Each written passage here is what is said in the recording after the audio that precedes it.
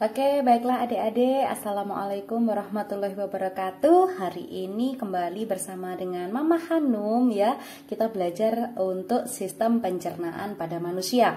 Materi ini digunakan untuk adik-adik kelas 11 ya. Ada yang kurikulum di sekolahnya memasukkan ke semester 1, ada pula yang memasukkan ke semester 2. Oke, baiklah. Langsung saja sebelum kita mempelajari tentang bagaimana sih manusia itu mencerna makanan ya. Yang pertama kita kenalan dulu deh tentang zat makanan yang dikonsumsi oleh manusia gitu ya. Jadi zat makanan yang wajib dikonsumsi oleh manusia itu prinsipnya ada 6 ya.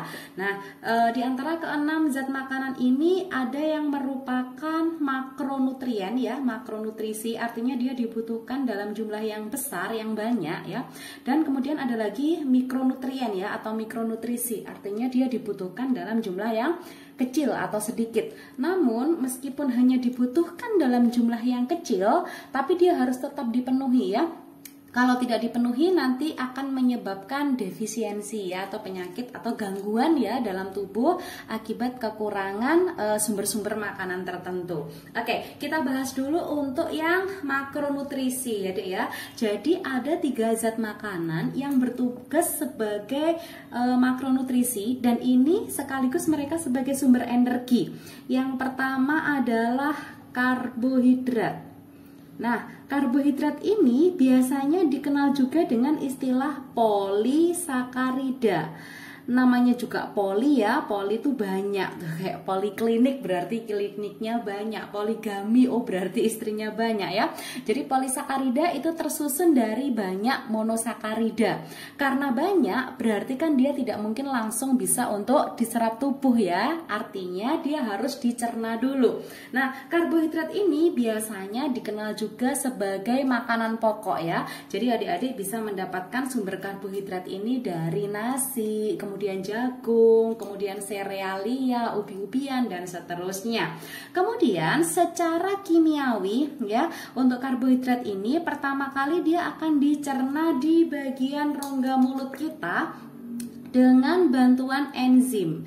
Enzim yang membantu mencerna karbohidrat di mulut ini disebut dengan enzim petialin ya, petialin atau boleh juga disebut sebagai amilase.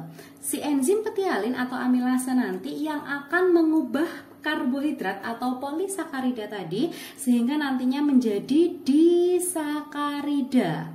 Di itu 2, berarti dia tersusun dari 2 monosakarida ya, artinya belum sebagai sari-sari makanan sehingga masih harus dicerna lagi. Nah, apa saja sih disakarida itu? Jadi disakarida sendiri macamnya ada 3 ya. Biar gampang ini adik-adik bisa menggunakan apa ya, kata kunci gitu biar mudah untuk diingat, yakni malas gitu. Jadi ada 3 disakarida. Apa saja malas tersebut? Yang pertama malnya adalah maltosa. Maltosa sendiri ini tersusun dari 2 glukosa ya. Berarti glukosa ini adalah bentuk dari monosakarida. Kemudian La-nya adalah laktosa. Laktosa sendiri tersusun dari 1 glukosa dan 1 galaktosa. Galaktosa ini gula susu ya, jadi biasanya memang ditemukan di susu murni gitu. Kemudian yang terakhir S-nya adalah sukrosa, dan sukrosa sendiri tersusun dari 1 glukosa dan juga 1 fruktosa. Fruktosa ini gula buah, jadi gula alami yang bisa ditemukan di buah-buahan. Nah, dari 3 jenis disakarida ini kita sudah langsung bisa mengetahui 3 macam monosakarida ya. Berarti nanti ada glukosa, kemudian ada galaktosa, dan satu lagi ada fruktosa. Artinya apa? Disakarida ini nanti dicerna sampai menjadi sari-sari makanan. Dan sari-sari makanannya tentu saja berupa monosakarida. Nah adik-adik, monosakarida yang paling umum ini biasanya berupa glukosa ya. Nanti di dalam sel tubuh glukosa ini yang akan direspirasi sehingga menjadi energi. Nah, di manakah disakarida bisa dipecah menjadi glukosa? Ini nanti bisa dilakukan di bagian usus halus, tepatnya usus 12 jari. Dengan bantuan siapa? Tentu dengan bantuan enzim. Kalau dari pankreas biasanya juga menggunakan enzim amilase. Jadi ada 2 amilase ya di sini. Sama-sama enzim untuk pencerna karbohidrat, hanya saja hasil akhirnya tidak sama ya. Kalau amilase di mulut, karbohidrat itu hanya bisa dipecah sampai menjadi disakarida. Sedangkan kalau di usus 12 jari, karbohidrat oleh amilase nanti bisa dipecah sampai menjadi glukosa gitu ya. Kemudian kalau masih ada disakarida di sini di usus 12 jari, maka nanti bisa menggunakan enzim disakarase. Maksud dari disakarase ini nanti menyesuaikan dengan jenis disakaridanya ya. Jadi kalau disakaridanya maltosa berarti enzimnya maltase ya. Maltase nanti yang memecah maltosa menjadi 2 glukosa tadi. Kemudian laktosa juga sama, enzimnya bernama laktase nanti yang akan memecah laktosa menjadi glukosa dan galaktosa. Demikian pula dengan sukrosa ya, nanti dipecah oleh sukrase sehingga menjadi glukosa dan fruktosa. Oke, kemudian zat makanan yang kedua yang dibutuhkan oleh tubuh kita adalah lemak. Lemak ini dikenal juga dengan istilah lipida ya. Kemudian untuk lemak ini pertama kali dia nanti akan dipecah ya, bukan dipecah ya, dia istilahnya diubah sehingga menjadi emulsi lemak oleh empedu di bagian usus 12 jari. Jadi empedu ini adalah zat kimia atau sekret gitu ya yang dikeluarkan oleh hati. Jadi gini, hati dan pankreas itu sebagai organ pencernaan, dia nanti fungsinya hanya sebagai kelenjar. Kalau hanya sebagai kelenjar berarti kedua organ ini tidak dimasuki oleh makanan dalam proses pencernaan. Jadi mereka berdua itu menghasilkan sekret atau cairan kimiawi untuk membantu proses pencernaan. Nah, kebetulan sekret yang mereka hasilkan itu sama saluran pembuangannya ya, istilahnya pemakaiannya di mana gitu. Sama-sama mereka berdua itu menghasilkan sekret yang nantinya digunakan di usus 12 jari gitu ya. Jadi proses pertama dari pemecahan lemak ini nanti empedu di usus 12 jari memecah lemak sehingga menjadi emulsi lemak.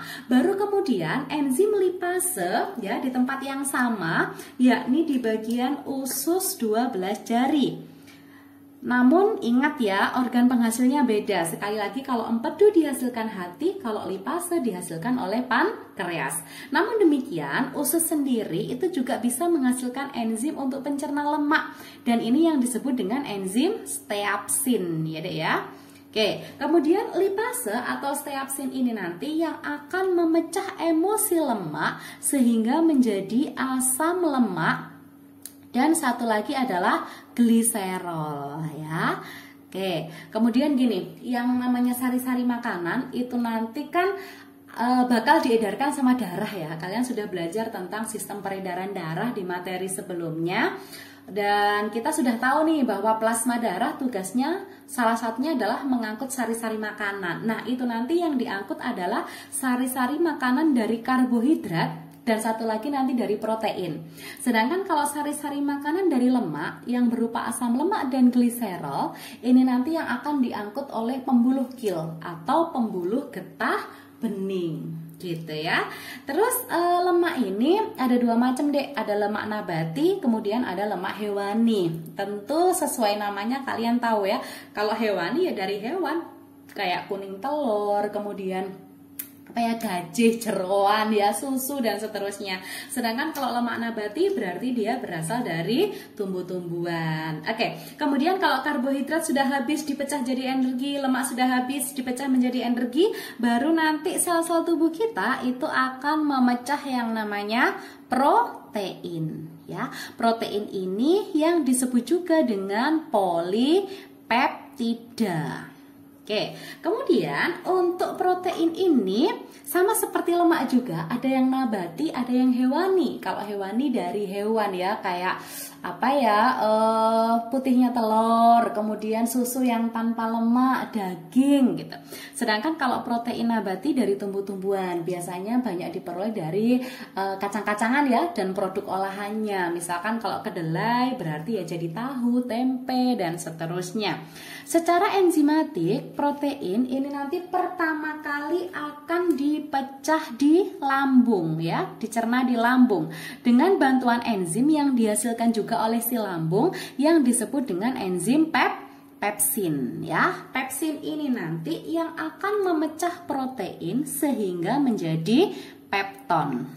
Baru kemudian di tempat akhir pencernaan seperti biasa ya, tempat akhir pencernaan makanan kita iki mesti di bagian usus halus, tepatnya di usus 12 jari. Dengan bantuan enzim namanya enzim tripsin. Tripsin ini dihasilkan pankreas ya untuk mencerna pepton sehingga menjadi asam amino ya. Dan asam amino ini ingat seperti glukosa, dia akan diedarkan oleh plasma darah. Apakah yang memecah pepton hanya tripsin aja? Berarti hanya pankreas doang dong mah yang bisa membantu? Ternyata enggak ya. Selain tripsin, usus itu juga mengeluarkan enzim sendiri. Kalau tripsin tadi kan dilepaskan pankreas ya, ususnya nanti akan melepaskan enzim juga yang disebut dengan enzim peptidase ya, peptidase. Atau kalau tidak pakai peptidase berarti boleh juga dengan menggunakan enzim erepsin. Prinsipnya sama-sama memecah pepton sehingga menjadi asam amino gitu ya. Kemudian kalau sudah menjadi asam amino ini nanti akan ada dua macam. Jadi ada asam amino esensial dan asam amino non esensial. Apa itu esensial dan non esensial? Saya tuliskan salah satu saja ya, berarti nanti yang lain itu kebalikannya. Mama Hanum tuliskan untuk asam amino yang esensial. Bukan EN ya. Asam amino esensial. Oke, pengertian dari asam amino esensial ini adalah asam amino yang tidak diproduksi tubuh. Jadi tubuh kita itu punya kemampuan untuk menghasilkan asam amino sendiri melalui jalur rangkaian sintesis protein yang terjadi di ribosom ya. Tetapi ada beberapa asam amino yang memang tidak bisa diproduksi tubuh. Artinya apa? Dia harus diperoleh dari makanan yang masuk ke tubuh kita ya. Jadi sekali lagi, asam amino esensial ini adalah asam amino yang tidak bisa diproduksi oleh tubuh. Kebalikannya dong, berarti untuk asam amino non esensial adalah asam amino yang bisa diproduksi oleh tubuh kita sendiri. Adik-adik, total asam amino di alam ini 20 ya. Untuk esensial 10 dan non esensialnya 10. Jadi makanya kita hafalkan salah satu aja untuk yang esensial, sehingga nanti ketika muncul soal, maka selain yang esensial ini ya dia otomatis termasuk asam amino yang non esensial. Nah, apa saja asam amino esensial? Biar gampang kalian bisa menggunakan singkatan ini ya, yakni whole feed, kemudian MTV. Agak susah memang, tapi pasti bisa ya. Oke, jadi ada 10 asam amino esensial dan 10 asam amino non esensial dengan kata kunci whole feed MTV. Jadi kita mulai dari H-nya adalah histidin, kemudian A-nya ada arginin, kemudian L-nya ada lisin, ada 2 L ya, yang satu lisin, yang satu adalah leusin. Kemudian F-nya adalah fenilalanin, kemudian I-nya adalah isoleusin, kemudian T-nya ada 2, boleh dibolak-balik ya. Misalkan yang di sini kita pakai treonin dulu, kemudian M-nya adalah metionin. Kemudian T di sini adalah triptofan. dan satu lagi V-nya adalah valin ya. Jadi 10 asam amino esensial. Sisanya sekali lagi adalah asam amino non esensial. Nah, adik-adik, kita sudah tahu ya ada 3 zat makanan. Yang pertama ini sama-sama sebagai sumber energi, sama-sama harus dicerna dulu sebelum diserap, dan sama-sama makronutrisi, berarti dibutuhkan dalam jumlah yang besar. Berarti sisanya tinggal 3 lagi, yakni golongan vitamin, kemudian ada mineral, dan satu lagi tentu saja kita pasti membutuhkan air ya, karena memang tubuh kita komposisi terbesarnya adalah air. Sekali lagi 3 zat makanan yang terakhir ini adalah termasuk mikronutrisi, jadi dibutuhkan dalam jumlah kecil. Kemudian dia juga tidak perlu dicerna. Artinya dia langsung bisa diserap ya, atau diserap secara langsung. Saya beri keterangan aja, diserap langsung karena memang tidak perlu dicerna. Oke, adik-adik, demikian materi kita untuk zat makanan. Selanjutnya nanti kita masuk ke materi sistem pencernaan pada manusia sendiri, meliputi proses-proses pencernaan dan gangguan ya, atau penyakit atau kelainan lah dalam sistem pencernaan manusia. Mudah-mudahan bermanfaat. Terima kasih. Wassalamualaikum warahmatullahi wabarakatuh.